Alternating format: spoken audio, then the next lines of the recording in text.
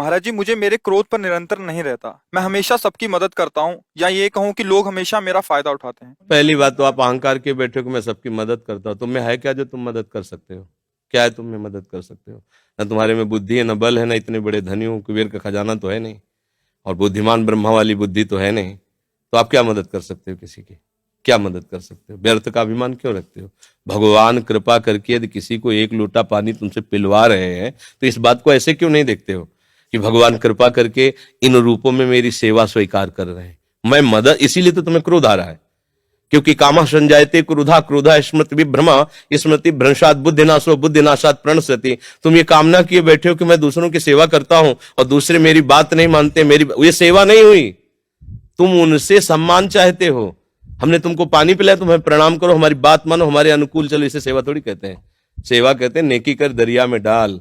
सेवा कर दी, अब तुम गाली भी दोगे तो हमें स्वीकार है। तुमने जल पी लिया, आनंद से तुम मस्त रहो, हमें गाली दोगे कोई परेशानी नहीं। इसे कहते सेवा। सेवा करके सामने वाले को झुकाने की बात आना, उसे सेवा नहीं कहते। पहली बात, गलत हो आप, तभी आपके अंदर क्रोध आता है। यदि आप गलत नहीं होगे तो आपके अंदर क्रोध नहीं आएगा। कामा संजायते क्रोधा, कामना है तभी क्रोध का प्रादुर्भाव होता है। क्या कामना है? कि हमने तुम्हारा सहयोग किया, हमने तुम्हारा हित किया और तुम हमारा बुरा करते हो तो क्रोध आ जाएगा। अगर तुम हित कर रहे हो तो तुम्हारा बुरा कौन कर सकता है त्रिभुवन में? किसी की ताकत नहीं। हमारा कर्म ही बुरा हमारे सामने आता है। जैसे हम अभी वर्तमान में वो पाप नहीं किए जिसमें हमारे ऊपर ब्लेम लगाया गया है। इस समय तुम बिल्कुल निर्दोष हो, लेकिन वो दोष जो तुमने गुप्त रूप से किया तुम्हें बख्शेगा नहीं। तुम लाख जगह रो, लाख जगह तुम प्रार्थना करो, वो तुम्हें दंड दे के रहेगा। कर्म बड़ा बलवान होता है। तो पहली बात तो ये छोड़ो कि आप किसी का हित करते हो। बात ये सोचो कि भगवान कृपा करके हमसे हित करा रहे हैं, और किसका? वही इन रूपों में आ रहे हैं। आप उनको मनुष्य समझकर, अपने को बड़ा समझकर, फिर दोष हो जाएगा। शास्त्र की बात मानो। भगवान कह रहे हैं मैत्रः करुण एवच, लेकिन निर्ममो निरहंकारा। सबसे मित्रवत व्यवहार करो, ममता न करो, सबको सुख प्रदान करो, लेकिन अहंकार न करो। ये अहंकार ही तो क्रोध रूप में परिणित हो रहा है भैया। दोष को खुद पकड़े हुए हो, दूसरों पे दोष देखते हो, कैसे सुधार होगा? बात समझो, यहां मुंह छुपरी बात नहीं होगी। तस्मात् शास्त्रम प्रमाणम ते कार्याकार्यो व्यवस्थित हो। सही बात सुनने के लिए भी छाती में बल चाहिए। बोलने की तो बात जाने दो, सही बात सुनने के लिए हमारे अंदर बल चाहिए। अगर तुम इस बात को सुन ले, समझ गए, तो तुम गृहस्थ में रहते हुए भी महाशक्तिशाली बन सकते हो। पर आज हम क्या है कि शक्ति खुद अपनी खो रहे हैं, इसीलिए क्रोधित हो रहे हैं। कमजोर क्रोधित होता है, बलवान क्षमावान होता है। बलवान क्रोधित नहीं होता है, कमजोर को क्रोध आता है, कामना युक्त को क्रोध आता है। हम दूसरे का हित कर रहे हैं, ये अहंकार है। हम एक यंत्र हैं, भगवान यंत्री है, वो जैसा हमसे करवा रहे वैसा हो रहा है। हमें ये भावना रखनी है, हम करने लायक हैं। एक श्वास भी नहीं ले सकते इस तरह में, ऐसे भी नहीं कर सकते। अगर वहां से ऑफ हो जाए तो तुम एक श्वास नहीं ले सकते, फिर क्या होगा? एक कदम नहीं चल सकते, फिर क्या होगा? तो बात समझिए, आपसे जो करवाया जा रहा है वो प्रभु श्री हरि कर रहे हैं। इसी भाव से जब हम चलेंगे तो हमारे कभी गुस्सा नहीं आएगा, कभी गुस्सा नहीं आएगा। आप समझ पा रहे हैं? दीपक राज पुरोहित जी, राधे राधे महाराज जी, आपके चरणों में सादर प्रणाम। महाराज जी, छूट रहा है अपना घर कागज के नोट कमाने के लिए, और बीत रही है जिंदगी जिम्मेदारियां निभाने के लिए। तो कविता लिख करके छपवा लो, उसमें तुम्हारा नाम आ जाएगा कि बहुत बढ़िया कविता है। ये ज्ञान बघाड़ने से बात भैया नहीं बनेगी, ये छाती में रखने से बात बनेगी ना। ज्ञान तो अभी किसी से आप माइक दे करके पूछ लो, हमारा कल्याण कैसे होगा, 1 मिनट में उत्तर दे देगा भारतवासी है। क्योंकि यहाँ गंगा यमुना जैसी पावन नदियां बहती, तो हर एक को पता है कि हमारा कल्याण क्या होगा, सत्य क्या है, धर्म क्या है, सबको पता है। लेकिन चल के दिखावे वहां महावीर वही माना जाता है। समझ रहे ना? ये कागज में लिखने से बात नहीं बनेगी, हृदय में धारण कर लो तो बात बन जाए। इतना ज्ञान जिसको हो गया, इतना ज्ञान हो गया तो फिर क्या गया? जब उसको ये असत लगने लगा तो फिर सत वस्तु श्री कृष्ण चित्त अपने आप सत में जाएगा।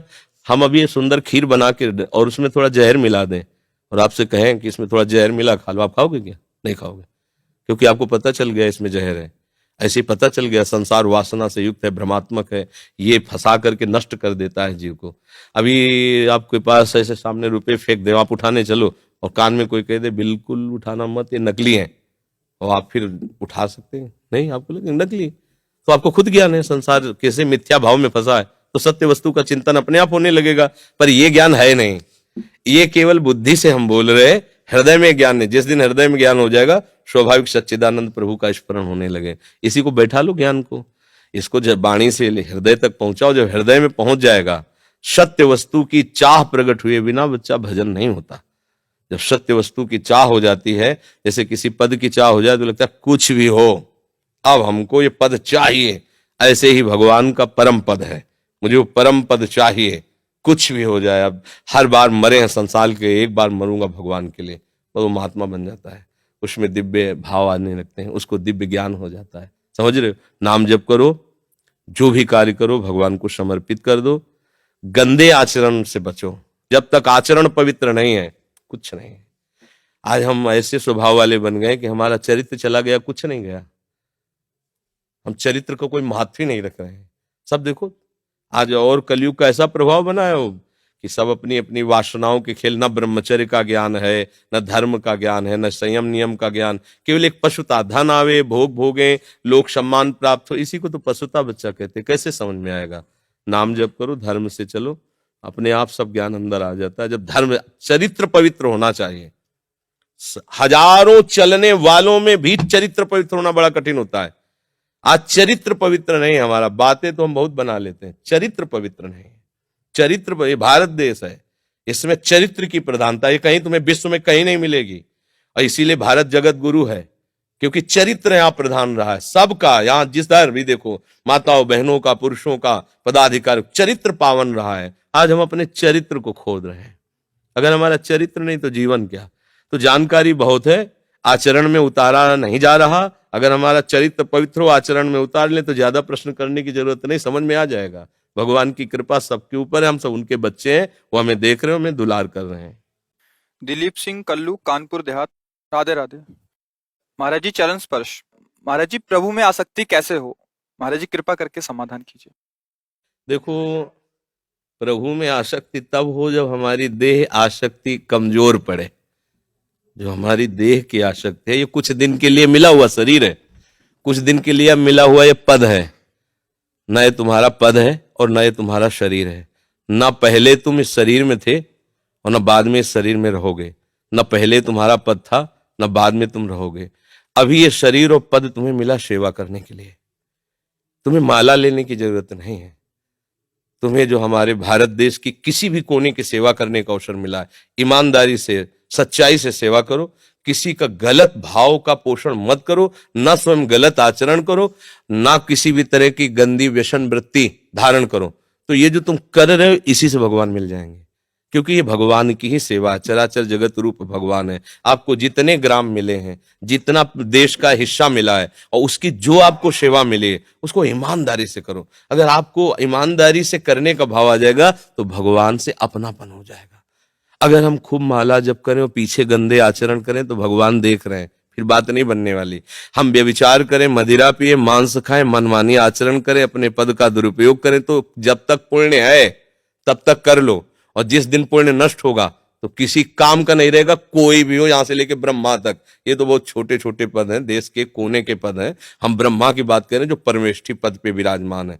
ब्रह्मा को मच्छर बनाने में देर नहीं लगती, हमारे भगवान को मसकई करें बिरंच अजय, और मच्छर को ब्रह्मा बनाने में देर नहीं लगती। ऐसे वो भगवान है, उनसे डरते रहो। कोई गलत आचरण मत करो, कोई गलत व्यसन मत करो, धर्म से चलो। अलग से माला जपने की जरूरत नहीं है, भगवान इतने से ही प्रसन्न हो। ये भगवान का सेवा धर्म है। तुम्हें जो भगवान ने पद दिया है, ईमानदारी से उसका निर्वाह करो, तो आगे जो पद मिलने की रास्ता होते, उसमें आगे आप पहुंचने का मार्ग। भगवान बड़े कृपालु हैं, वो हमें किसी न किसी भाव से सेवा देते हैं। हमारे अंदर कहीं वासना है कि मुझे लोग जाने, मुझे लोग सम्मान दें, तो भगवान ने कृपा करके दे दिया। अब आप भगवान की बात को समझ जाओ तो ऐसा वो जना देंगे, पूरा विश्व जान जाएगा आपको, पूरा विश्व आपका सम्मान करेगा। पर होता है हम बहुत छोटे पदों में, छोटी मान्यताओं में अहंकार कर लेते हैं, और जहां कहीं धर्म की बात आती है वहां पीछे हट जाते हैं। कभी किसी गरीब को दुखी देख करके आप उसको छोड़िए मत, जहां तक हो सके उसकी सेवा करो। कोई बहुत बलवान धनाढ्य अधर्म करता है, आप पीछे पड़ जाओ उसके अधर्म का नाश करने, भगवान तुम्हारा सहयोग देंगे। तुम्हें आगे के पद की संभावना बन जाएगी, तुम आगे उन्नति के मार्ग में चले जाओगे।